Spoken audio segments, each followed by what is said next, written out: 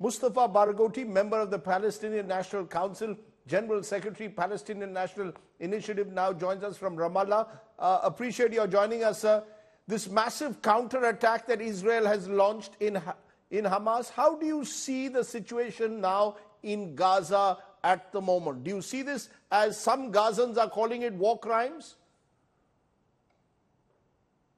The situation in Gaza is very drastic. It's a situation of total humanitarian crisis because Israel blocked all the roads to Gaza, blocked all the passages. They declared that they are going to prevent the supply of food, water, electricity, and medicine to the population of Gaza. Israel is taking 2.2 million people as hostages. These are civilians that have no access to basic life support. And Israel also declared that they will bombard any convoy that tries to bring food or medicine to the people in Gaza from Egypt. This is a very dangerous situation, but it is also combined with the Israeli airstrikes on the people of Gaza, which is very dangerous and very heavy and unprecedented. Around the clock, they are bombarding Gaza. Thousands and thousands of houses have been demolished and destroyed. More than 1,000 Palestinians have been killed by these airstrikes, and including 260 children who were slaughtered, as well as more than 170 women. The attacks continue on Gaza, and the destruction is terrible. People say that they have no safe space to go to. And in addition to the fact that already seven journalists have been killed, many with their families. We have whole families completely erased. And Israel now is using prohibited weapons like white phosphorus, which is forbidden, and it is causing terrible wounds in addition, of course, to the other atrocity. What worries us most, and this is my third point, is that Israel is declaring that they want to evict the people in Gaza to Egypt. That means they want to ethnically cleanse 2.2 million people. That is totally unacceptable.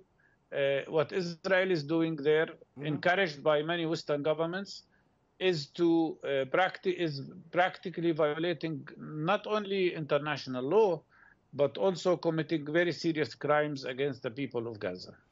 But what are the options then for Palestinians, especially in Gaza? There are reports now the U.S. is working on a human corridor to allow civilians to leave Gaza. Do you think countries like Qatar, for example, can mediate to try in some way de-escalate? Do you think any of this can help now, or is it too late? I don't. It would be horrible if the Americans want to establish a corridor to force people out of Gaza. This means that the United States is participating in an act of ethnic cleansing. We don't want people to leave Gaza. We want food to come to Gaza. We want medication to come to Gaza. We want water supply to come to Gaza, but not to enforce an act of ethnic cleansing on the population of Gaza. Egypt and Qatar can do mediation if Israel is ready to respond. Already there is a proposal for a complete ceasefire immediately, for de-escalation, and for immediate exchange of prisoners, so that Israeli citizens who are prisoners in Gaza now can come back to Israel in exchange of prisoners, and where Palestinian prisoners who are in Israeli jails will be released as well, including some who have been in Israeli jail for 44 years. India has condemned the terror attacks on Israel. Prime Minister Netanyahu and Prime Minister Modi spoke yesterday, sir. India, the one country which has been receptive also to the Palestinian cause over the decades. How do you see India's reaction? And do you have a message in a way for India at this crucial, critical time? Absolutely. I have a big message to Mr. Modi. You cannot condemn Palestinians and not criticize the Israeli occupation. You cannot take one side, which is the Israeli side. You should respect, I hope he will respect, the traditions of the Indian people, the tradition of Mahatma Gandhi, who wrote before anybody else about the injustice of creating a colonial system, a colonial settler system in Palestine at the expense of the Palestinian people. He should respect the memory of Mahatma Gandhi, the memory of Nehru, and many other leaders, regardless of whether he belonged to their party or not. But to take a stand with Israel at this time against people who struggle for their freedom, I don't think this is something that Indian people would accept. And I don't think that this is something that goes well with the traditions of Indian people and their honorable struggle to get freedom. But what also doesn't go well, Mr. Barghouti, is that India itself has been a victim of terror, and the world today must have zero tolerance for terrorism. There is no way you and others then can condone the barbaric attack on civilians by Hamas. You can't expect India or any civilized country to ignore terror attacks that are carried out on infants, on innocent non-combatants. Look, I am against killing any civilian. I am against attacks on civilians, whether Palestinian and Israeli.